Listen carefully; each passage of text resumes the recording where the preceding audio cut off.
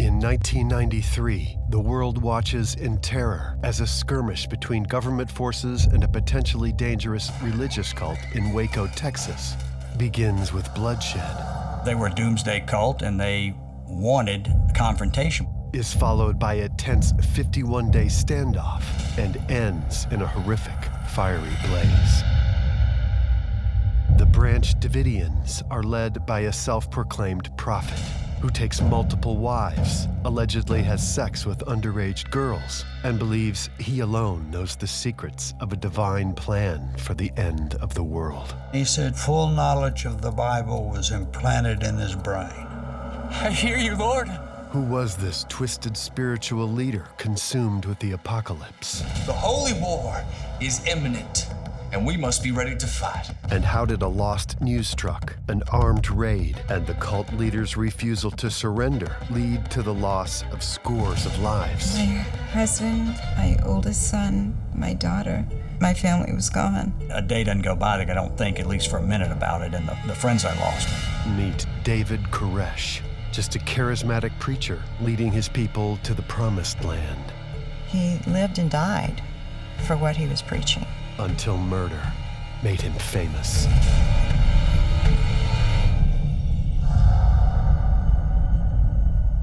For almost 2 months, the negotiations between the Branch Davidian cult and the FBI were broadcast on national TV every single day. The whole operation at Mount Carmel from the government side was a TV production.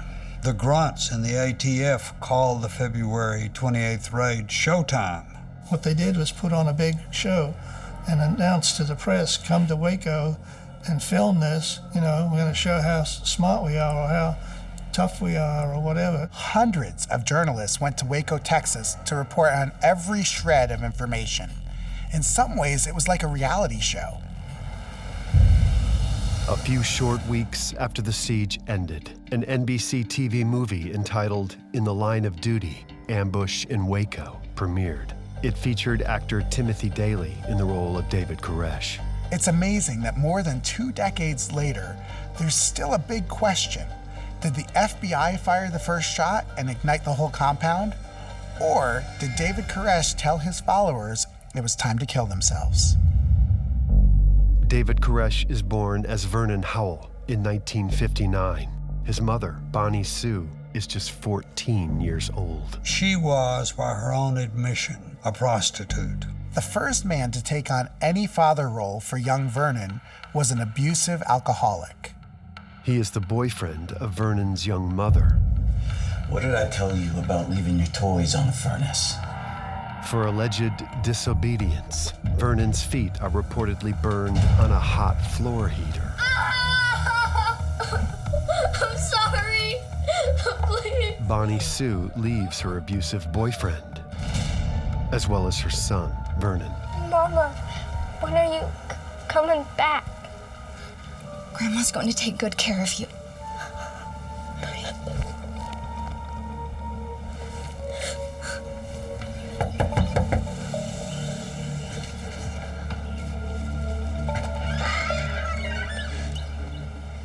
His grandmother, Earlene Clark, steps in to raise him.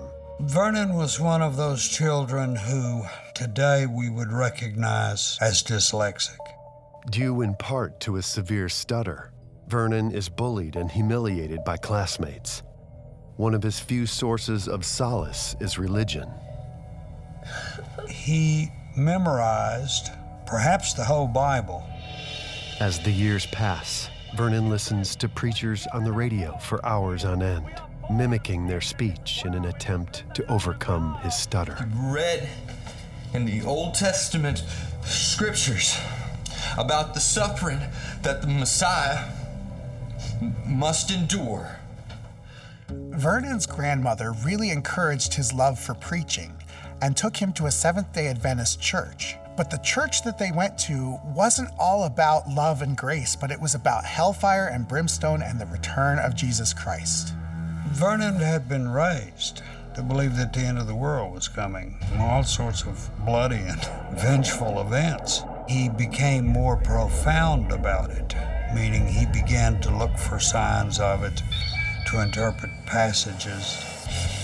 At 18 years old, Vernon drops out of high school and finds work as a carpenter. But his real love is music. He thought of music as a means of spreading the gospel. While listening to sermons at church, the pastor's 15-year-old daughter soon catches the 22-year-old Vernon's eye. The coming of Christ is at hand. Therefore, we must be always ready. Despite the age difference, the two begin a relationship. Vernon Howell was not only having sex with a minor, but he impregnated her. Vernon seeks advice from the pastor and church elders, but their response is not what he's expecting. Daddy, no! Shut up! This thing you did to my daughter is an abomination. It's the devil's work, but it's a work that will never exist. Now you get out of here and you never come back. And when he made this known to the pastor pretty much ran him off.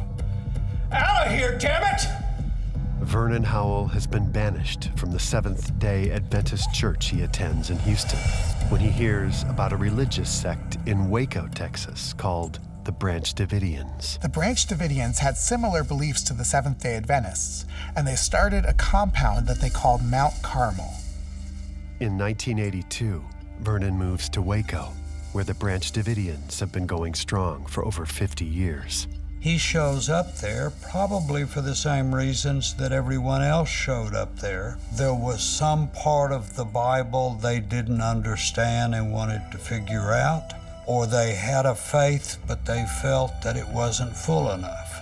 The Branch Davidians believe that anybody who is able to put together all these passages in a persuasive way to shed light on the imminent end-time events, the last days, that person's inspired by God. They regard them as a prophet. When Vernon Howell shows up at Mount Carmel, the church is under the leadership of 68-year-old Lois Roden. Disciple on earth. It was she who anointed his head for burial and washed his feet with her tears of repentance. She and he began to have the usual theological discussions that you get into in places like Mount Carmel. And so he had this prophetic view of the book of Revelation and of the Bible. Lois sees Vernon as a prophet sent by God. God has come back through you, Vernon. I can feel him all over you. Wait, this is wrong. Nothing that God does is wrong. I want to feel the Son of Man growing inside of me. I want the Lamb to dwell in me.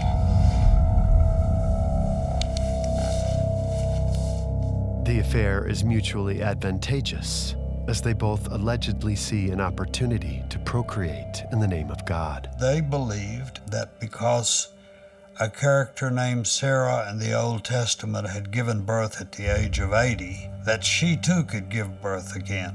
So they tried to do that. Branch Davidian leader Lois Roden stuns her congregation and her son George. At almost 70 years old, Lois claims to be pregnant with Vernon's child. The Lord has blessed me with a child. Mama, this is crazy. You're too old to be pregnant. Thanks to God's intervention, Sarah, at the age of 90, bore Abraham a son.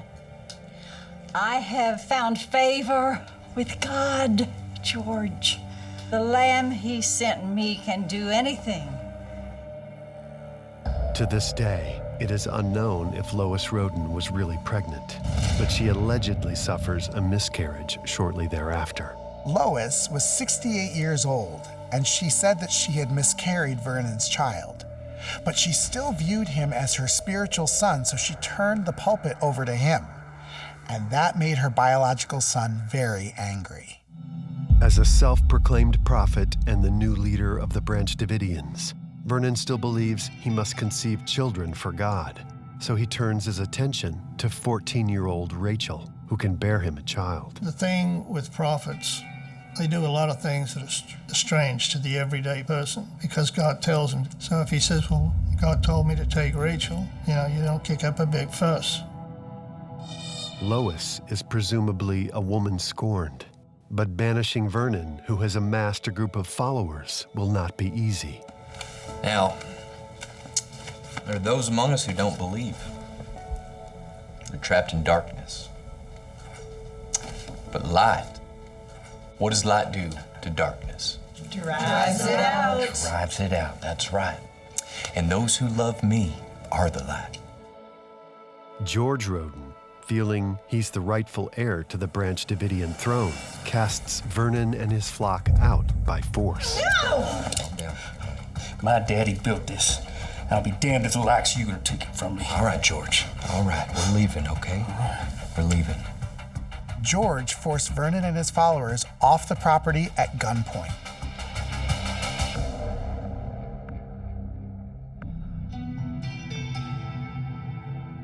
Now homeless, Vernon and over 20 followers set up camp in Palestine, Texas, 90 miles from Waco. Free from the clutches of Lois Roden, Vernon can wed his 14-year-old teenage lover, Rachel, whose parents are also two of Vernon's followers, and freely give their consent. It's okay, Rachel. I'm not gonna hurt you. God wants me to love you, to help you, to help me fulfill his prophecies. In Texas, the legal age that a girl could get married was 14, with parental permission. So that was totally legal. I mean, you want the Messiah to look favorably on you, don't you? Yes. Well, you are now my wife. God's gonna use you. Vernon allegedly consummates their marriage that night after his young bride falls asleep in a van. In 1985, young Rachel Jones delivers Vernon's first child, a son he names Cyrus.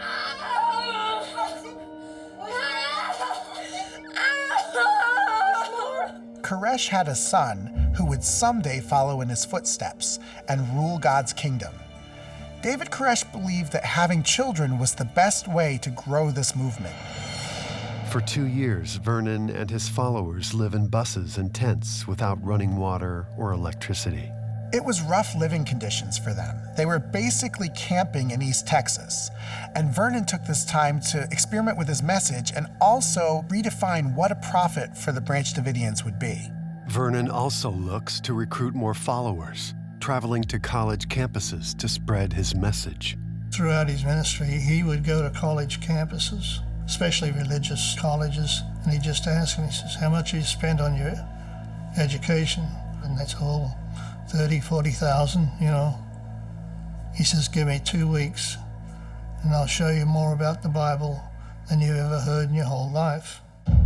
One day during the mid-1980s, Vernon claims that God's message is made manifest to him. David says that full knowledge of the Bible was implanted in his brain. I hear you, Lord.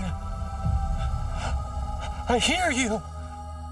Vernon believes that he will become a martyr, and the place of his martyrdom will be Mount Carmel. Back at the Branch Davidian compound, Lois Roden has died, and her son George has officially taken over. But George isn't of sound mind, and support for his leadership is declining. Lois had a son, George Roden, who always presumed that with the passing of Lois, he would be the new prophet at Mount Carmel. There was a problem with this. Put simply, George wasn't sane. George engineers a stunt to regain his status as the true prophet of Mount Carmel. Father, I thank you that you have heard me. Come forth! He dug up the body of a woman who had been buried there 20 or 30 years earlier. Vernon sees this as an opportunity for George to be locked up and pushed out of power if the authorities will intervene. Vernon heard about it and went to the sheriff's department and says, "Isn't it illegal to dig up a body?" I said, "Yes." The sheriff's department wants proof, however, so Vernon sets out to get photographic evidence. Knowing that George Roden is mentally unstable and armed to the teeth, Vernon brings along a few followers who are armed. Among George's bad habits was carrying a machine gun, and Koresh and them, of course, knew that. And they go out to Mount Carmel. He went back out there to try to look in the casket. Well, George comes out with a submachine gun or whatever and starts shooting. Go, go, go, go. There are no major injuries, and Vernon and his followers are charged with attempted murder. George Roden was called to testify, apparently by the prosecution. And when George started to testify and the jurors realized that he was insane, they acquitted Vernon Howell. George owed thousands of dollars in back taxes on the Mount Carmel property. So while he was away at a mental institution, Vernon actually got his followers together and they raised the money and moved right in. Didn't I tell you God would give us our home back? Yes!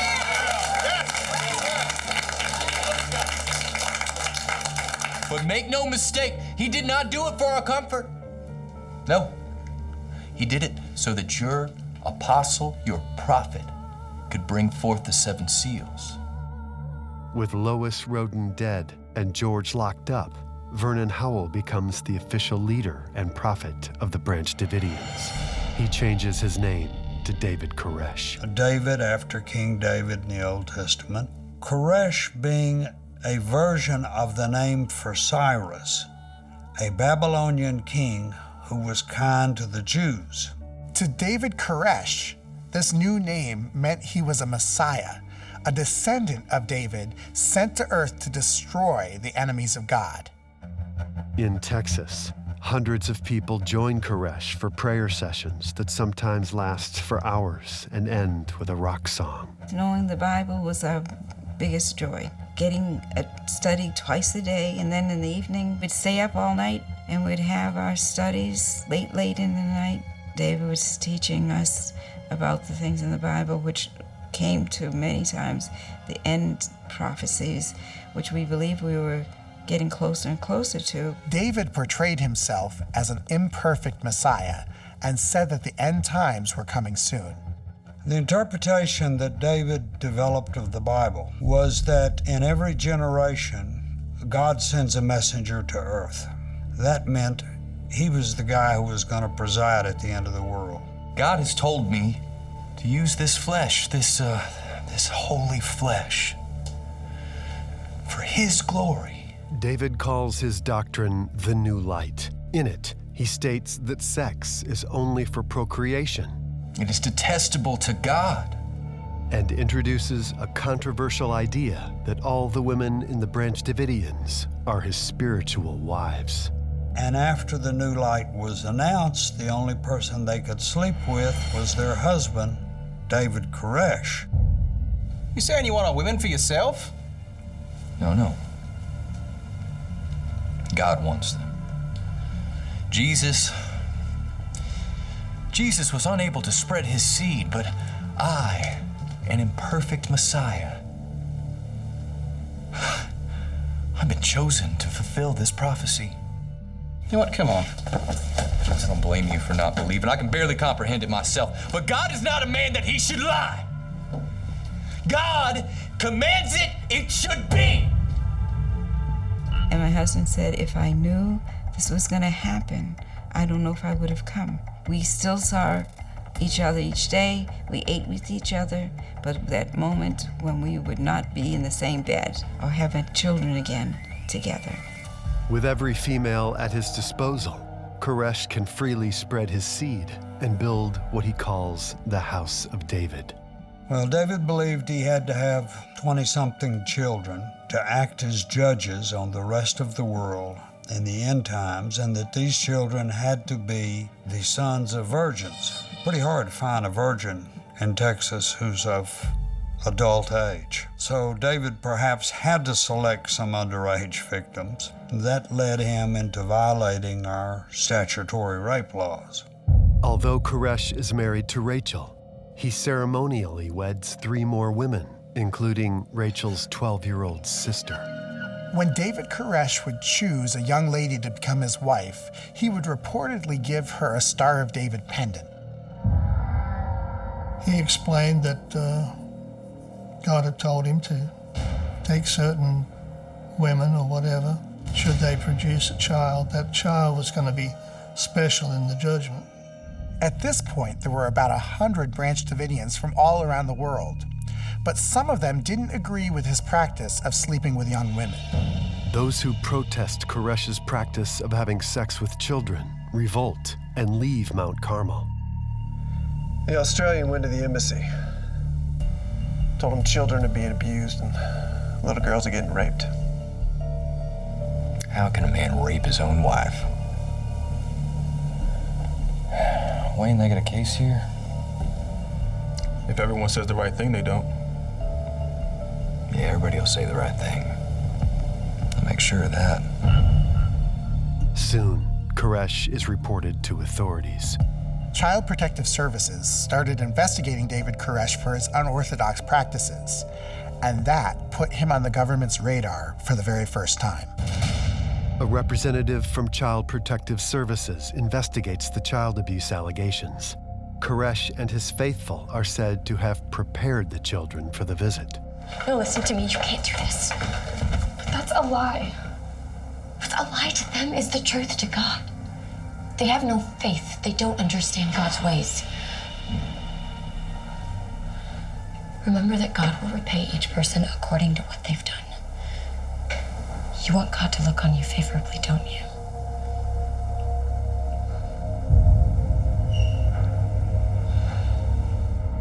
The children were brought to Child Protective Services where they were interviewed, and she could not find any evidence of child abuse. So she had to close the case for lack of evidence. David Koresh may have escaped the child abuse charges, but there were other problems on the horizon.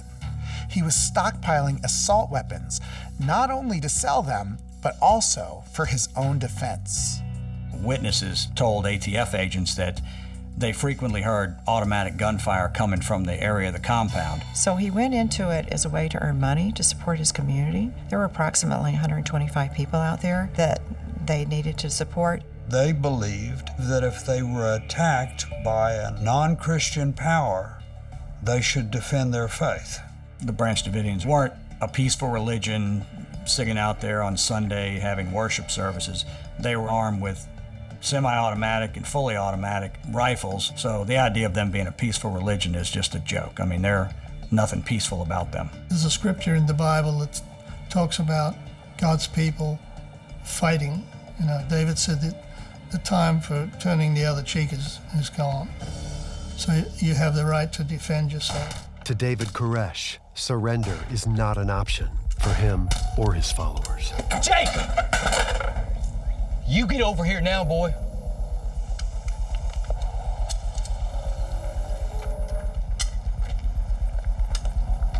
What are you doing? Oh, I was just playing around. Get up.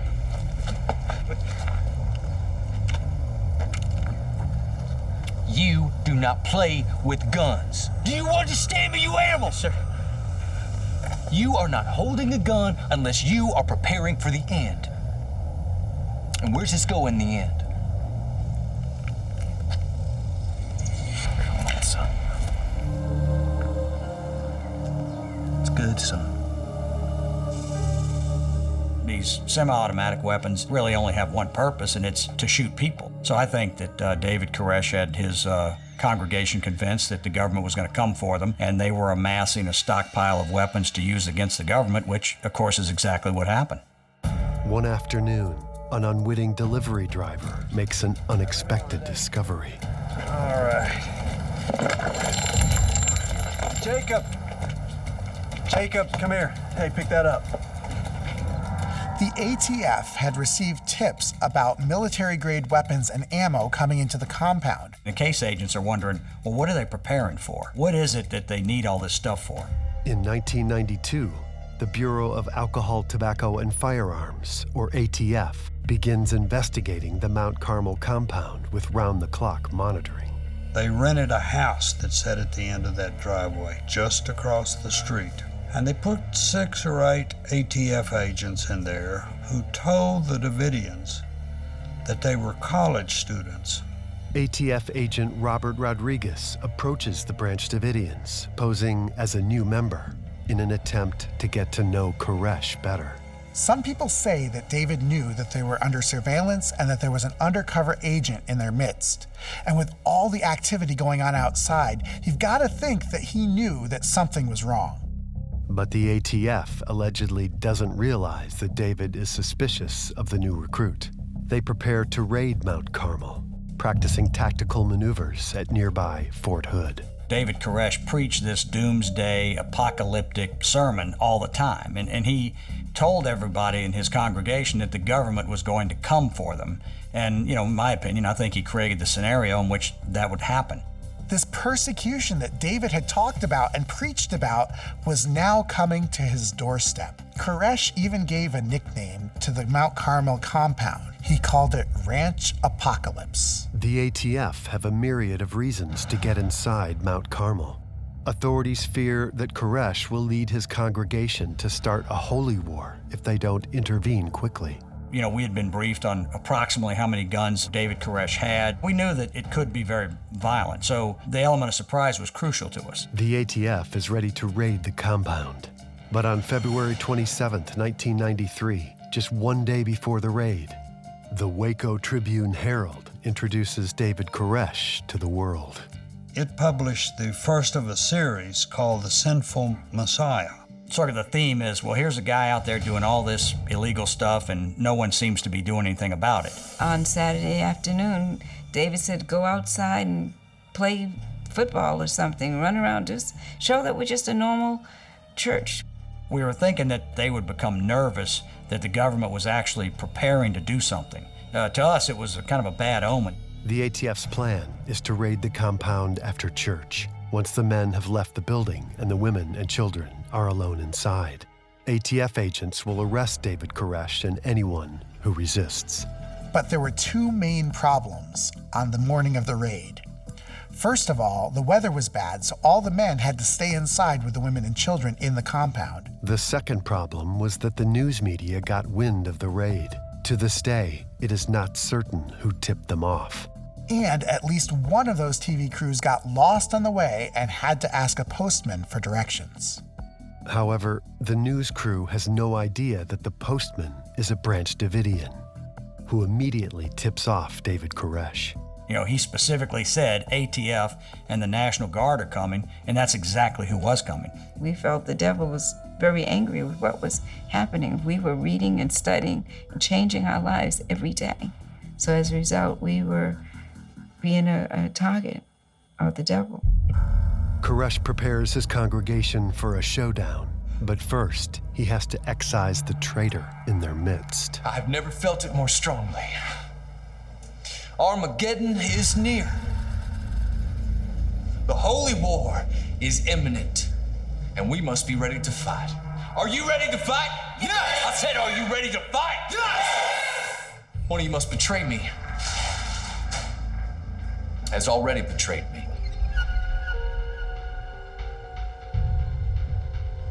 Ready yourselves for war. They are coming. The time has come. Ready yourselves, I say. Due to the activity across the road, Koresh already suspects that undercover ATF agent Robert Rodriguez is, in his eyes, a wolf in sheep's clothing. The agent rushed in his car back across the street to the undercover house and told the people there, we have to call off the raid, they know we're coming. ATF management decides not only to proceed, but to move up the raid. So instead of backing off, the ATF management decided to press forward and sort of double down on this. This was the biggest operation in ATF history. No one wanted to be responsible for putting the brakes on this thing. Driving up there to that compound that day was eerie. It was quiet, and it was like a ghost town. I turned to an agent next to me and I said, this doesn't look good. I mean, you could just feel that this was gonna go bad quick. Just keep the kids calm, okay? Stay calm. Let's go. Is that it? Okay. The key to a dynamic raid is to get in fast before they have a chance to defend themselves. So the element of surprise in this operation was the key, and we lost that, and we knew we lost that. David Koresh's day of reckoning has arrived. Hey, go away, all right? There's women and children here. That's when all hell broke loose.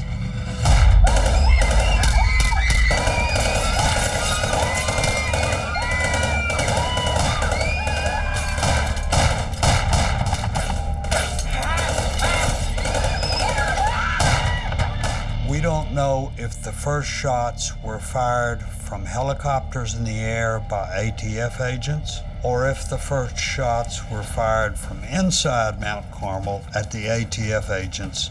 All of these facts are disputed. They come shooting through the door and everything, shot David. People inside knew that David had been wounded. It might have galvanized them more into participating. My first thought was to put my two children, the 6-year-old and 4-year-old, on the floor. And then as I looked over, I wanted to get my son, my handicapped child, I crawled on my hands and knees. My little 6-year-old said, "Why the bad man here?" My initial assignment was to go around the back and secure the rear of the compound. I didn't make it that far. Agent in front of me was shot. There were a couple Branch Davidians with rifles shooting at us on the left side of the compound, and I was able to take cover behind the bulldozer and return fire.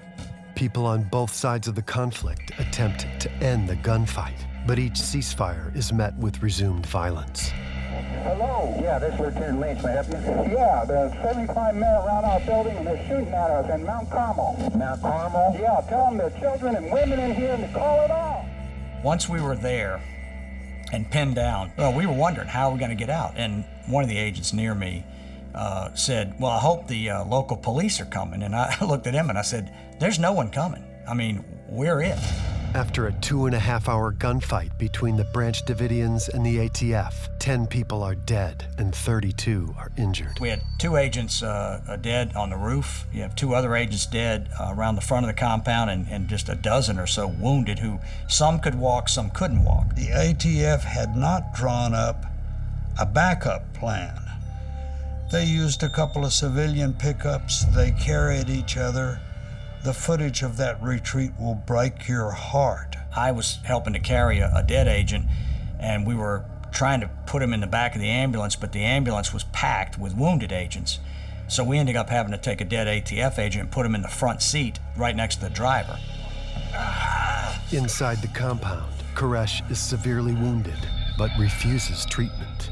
My feeling was that this is not over. They're going to come back tonight or sometime to get vengeance. That night, it began moving tanks and armored vehicles into the area, set up sniper positions, keeping the Davidians in the crosshairs. The ATF and Branch Davidians are now in a stalemate. Media coverage continues, and the nation watches the standoff in real time. There were probably 200 reporters there. The FBI is eventually brought in to attempt negotiations. ATF was sort of relegated to the outer perimeter at that point, and then the FBI began their 51-day PSYOPs deal to try to get Davidians to surrender. The first thing they did was cut off David Koresh's telephone access. The FBI installs a direct line so that only they can speak to Koresh and negotiate for the release of everyone in the compound. There was always this fear that the Branch Davidians were going to commit mass suicide. They were going to pull like a Jonestown, Guyana, and drink the Kool-Aid thing. And David Koresh had been training the adults and even the kids to commit suicide. He had constructed this theology that he was going to die, his family and friends were going to die. The Branch Davidians wanted to live. They were afraid, but they were faithful to David Koresh's interpretations. As long as we're surrounded, we're not coming out. Did you not hear what I just said? We're not coming out. The standoff becomes a regular story on the nightly news as the FBI works to negotiate with Koresh. They set up two different teams. One team was going to negotiate with David Koresh, and the other team was going to rescue as many hostages as they could.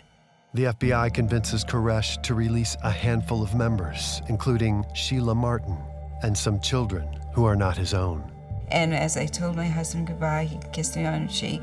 He said, I will stay in. Everyone's going to be out. I want them out first, and then the rest of us will go out. No way, in any way, did we believe that there was going to be anything negative. The people outside kept telling us, we'll take care of you, bring your Bible. Hostage situations are typically resolved in 6 to 8 hours. But the FBI negotiations with David Koresh last an unprecedented 51 days. Basically, what the FBI did is it waged psychological warfare against the Branch Davidians. First of all, they put up speakers and playing such things as the sound of rabbits being killed, telephones off the hook.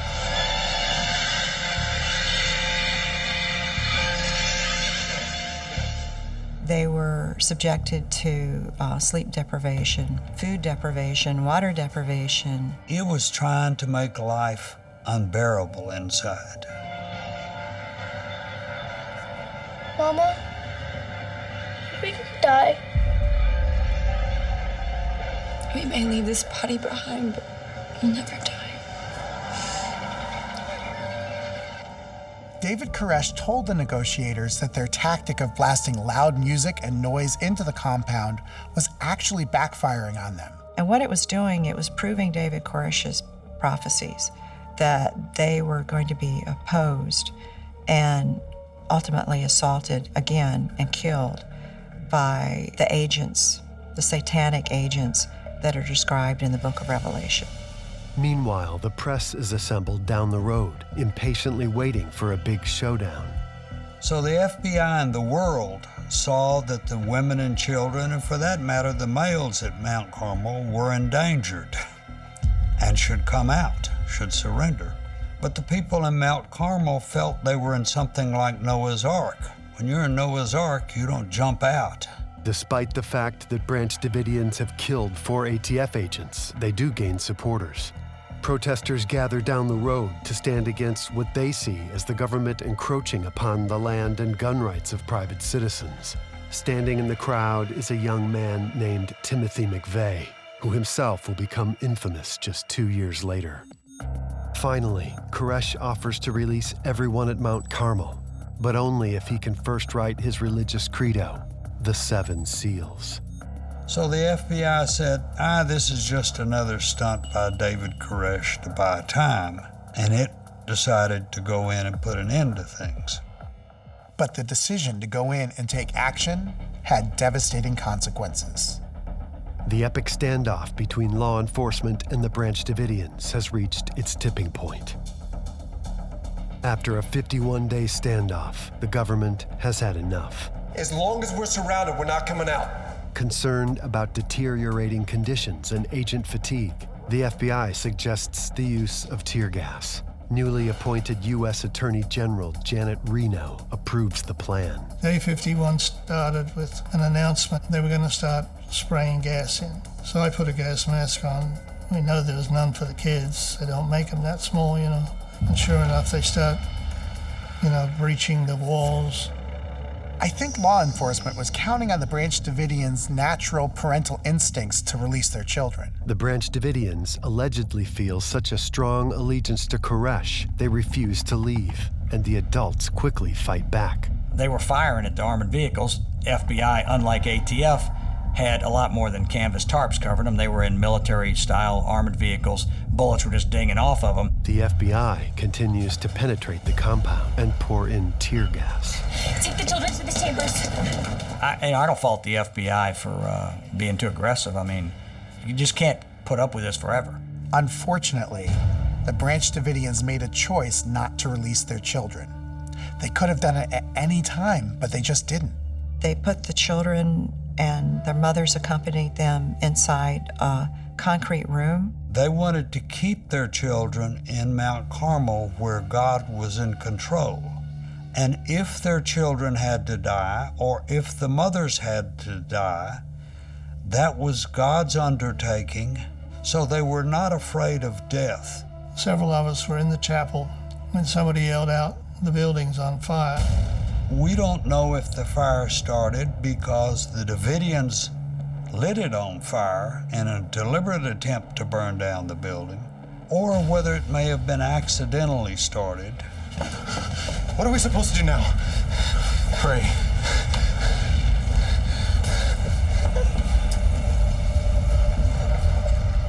All of a sudden, this smoke comes down the outside wall, and everything had just turned black. Almost immediately after that, you could feel heat in the ceiling, oppressive heat. At one point, I heard some of the guys behind me screaming, and I knew they were getting burned. And I think that somehow galvanized me to get up and try to get out. So what happened to David Koresh? Well, the only unequivocal truth that we have is the forensics. David, get over here and help me with this fuel, man. I'm on the last seal. They're killing us! I'm on the last seal.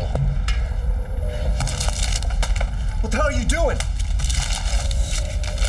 You really think they're just gonna let you walk out of here? An FBI spokesperson later suggests that aide Stephen Schneider is dismayed when Koresh doesn't take his own life as he's preached.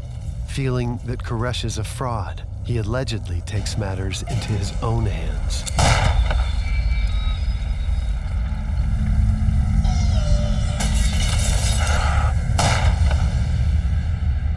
David and Stephen Schneider's bodies were found together on the first floor, near each other. 80 people remain inside, 25 of them children. The majority of the women and children were in a cold storage locker that was built of cement, whose roof was collapsed by a boom from an FBI tank. Cement fell on them. Some of them died from gunshot wounds, apparently from their mothers or fathers, and most of them died of smoke inhalation. There are 9 people who escaped the fire, including Clive Doyle. I lost my youngest daughter. She was 18. I didn't know where she was. I've been kicking myself ever since that I didn't get up there and save her wherever she was. 15 minutes after the fire begins, fire trucks arrive but are held at a checkpoint 4 miles away. Camera crews from around the world broadcast the inferno. The government indicts a number of surviving Branch Davidians for aiding and abetting in the murder of federal officers and for firearms charges. 7 are found guilty and receive varying sentences. Despite allegations of cover-ups, the government's official report concludes that David Koresh was solely to blame. Law enforcement is heavily criticized for its handling of the crisis. This is a profound disgrace to law enforcement in the United States of America. Law enforcement learned a lot from our mistakes. The idea of huge, dynamic entry raids on a fortified compound, that died with Waco. In 1995, pro-Branch Davidian protester Timothy McVeigh carries out the bombing of the Oklahoma City Federal Building with Terry Nichols. It is exactly 2 years to the day of the Mount Carmel inferno. DNA evidence later reveals that David Koresh sired at least 12 of the children who died in the inferno. David Koresh was 33 years old. Despite the fact that dozens of people died and hundreds of more people were affected by David Koresh, there are still people to this day who believe in him. David came to give us a message and a hope, and we hope to see him again. Our regret is only that we didn't serve God better. Clive Doyle still lives in Waco and still has Bible study every Saturday with Sheila Martin. Now, more than 2 decades after the apocalypse in Waco, a group of believers have resurrected their church and call themselves the Branch, the Lord our righteousness. They continue to wait for the end times.